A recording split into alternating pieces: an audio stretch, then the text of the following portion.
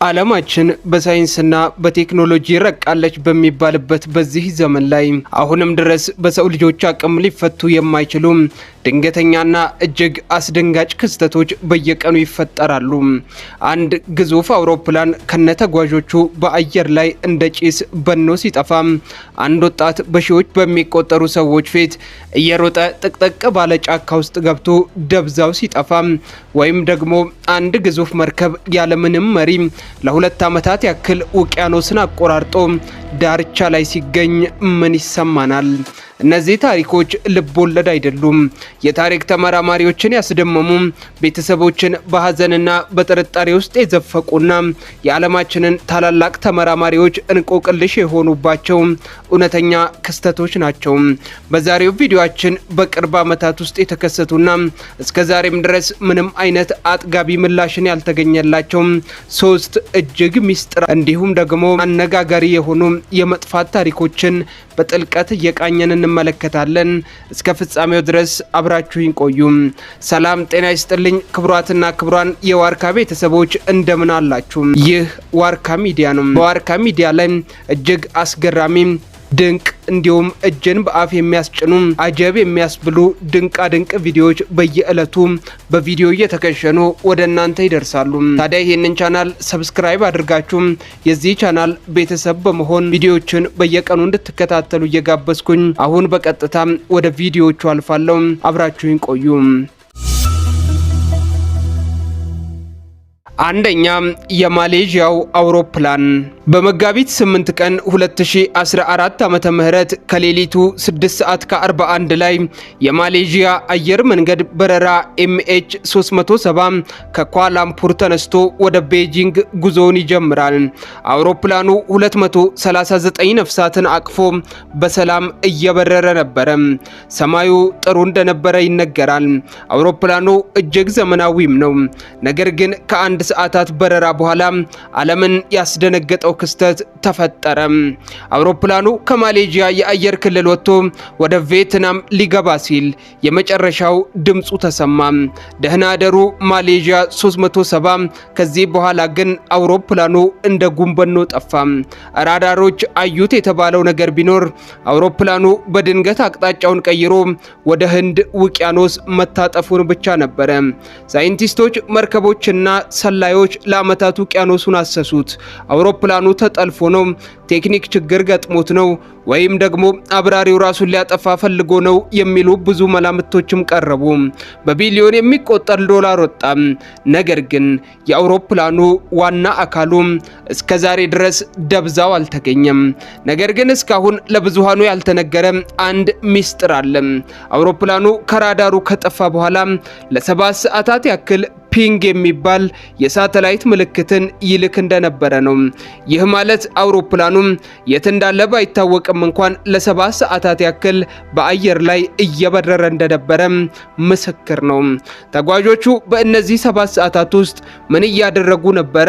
አውሮፕላኑን ማን ነው እያበረረው የነበረው? መልሱ አሁንም ድረስ ከህንድ ውቅያኖስ ጥልቀት በታች ተቀብሮ ቀርቷል። እስካሁን ድረስ የማሌዥያው አውሮፕላን እንቆቅልሽ ያልተፈታ፣ ዓለምን እንዳስገረመ፣ ጀን በአፍ እንዳስጫነ፣ አጀብ እንዳስባለ እስከዛሬ ድረስ ዘልቋል። ሁለተኛ፣ የላርስ ሚታንክ እንግዳ ሩጫ።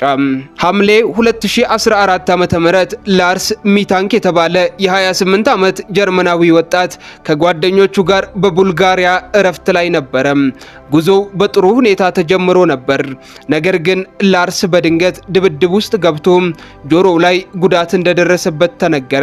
ይህ ጉዳት ግን የታሪኩ መጀመሪያ እንጂ መጨረሻው አልነበረም። ላርስ ወደ ሀገሩ ለመመለስ ወደ አውሮፕላን ማረፊያ ሄደ። በካሜራ ምስሎች ላይ እንደሚታየው ላርስ ዶክተር ጋር ገብቶ ጥቂት ደቂቃን እንደቆየ በድንገት በከፍተኛ ድንጋጤ እየሮጠ ወጣ። ሻንጣውን፣ ፓስፖርቱንና ስልኩን እዚያው ጥሎ በባዶ እጁ እየሮጠ ከአውሮፕላን ማረፊያውን ለቆ ይወጣል። ከአውሮፕላን ማረፊያው አጥር ዘሎ ከወጣ በኋላ አቅራቢያው ወዳለው ጥቅጥቅ ያለው ጫካ ውስጥ ገባ። ከዚያን ቀን ጀምሮ ላርስን ያየውም አንድም ሰው እስከዛሬ ድረስ አልተገኘም። እናቱ ለዓመታት ብትፈልገውም የግል መርማሪዎች ቢቀጠሩም ምንም አይነት ፍንጭ አልተገኘም። እስከዛሬ ድረስ ላርስን የበላው ጅብ አልጮህም። ላርስ ከመጥፋቱ ጥቂት ደቂቃዎች በፊት ለእናቱ የላከው የጽሑፍ መልእክት እንዲህ የሚል ነበረ። እዚህ ሰዎች እነማን ናቸው? አውሮፕላን ማረፊያ ውስጥ ያሉት መድኃኒቶችስ ምን አይነት ናቸው? የሚገርመው ግን ላርስ ሲሉጥ የታየው ከምንም አይነት ተከታይ ሳይሆን በራሱ ጥላ እየደነገጠ ይመስል ነበረ።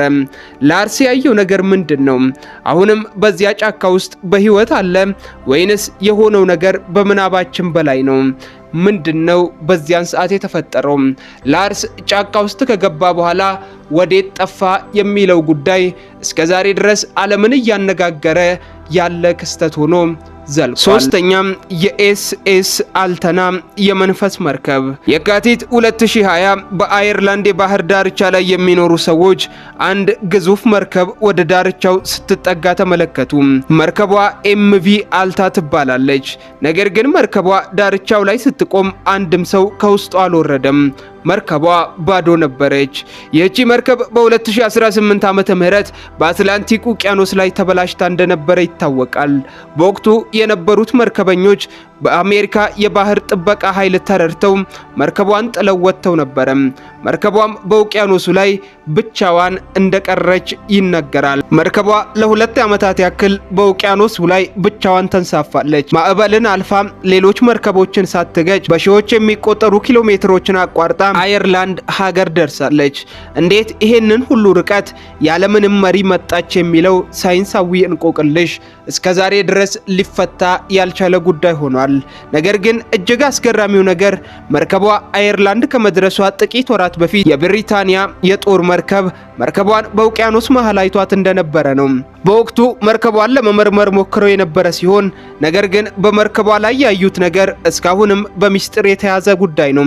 ለሕዝብም ይፋ አልተደረገም። መርከቧን ለ2 ዓመታት ሲያሽከረክር የነበረው ማዕበል ብቻ ነው ወይንስ ሌላ የማይታይ ኃይል አለ የሚለው ጉዳይ እስካሁን ድረስ ዓለምን እያነጋገረ ያለ ጉዳይ ነው። ይህቺ መርከብ ዛሬም አየርላንድ ዳርቻ ላይ እንደቆመች ትገኛለች። ክቡራትና ክቡራን የዩቲዩብ ቻናሌ ቤተሰቦች በዛሬው ቪዲዮአችን ላይ 3 እነዚህን አስገራሚና እኔና እናንተ ሀገር አማን ብለን በምንኖርበት በዚህ ዘመን የተፈጠሩ አስገራሚ ክስተቶችን አስቃኘዋችሁ። በቀጣይ ቪዲዮ ሌሎች ርዕሰ ጉዳዮችን ይዤ እስከምመጣ በያላችሁበት የዓለም ዳርቻ ሰላም እንድትሆኑ በመመኘት ቪዲዮን እዚህ ጋር አጠናቀቅኩኝ። ቸር ቆዩኝ።